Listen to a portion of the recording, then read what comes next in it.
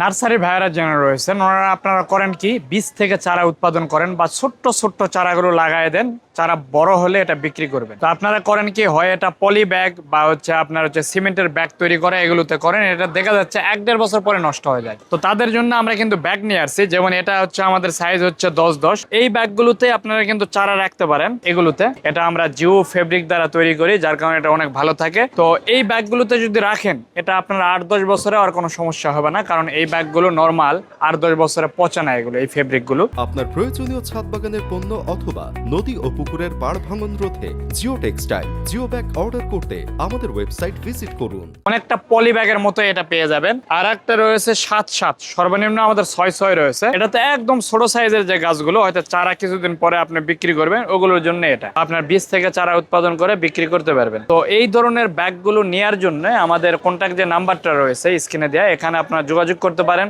অথবা আমাদের website visit করে আপনারা নিজেরা অর্ডার করতে পারবেন। তবে যারা নার্সারি রয়েছেন অবশ্যই আপনারা নিজেরা অর্ডার না করে স্ক্রিনে দেওয়া নাম্বারে যোগাযোগ করবেন, এটা আপনাদের বেশি সুবিধা হবে।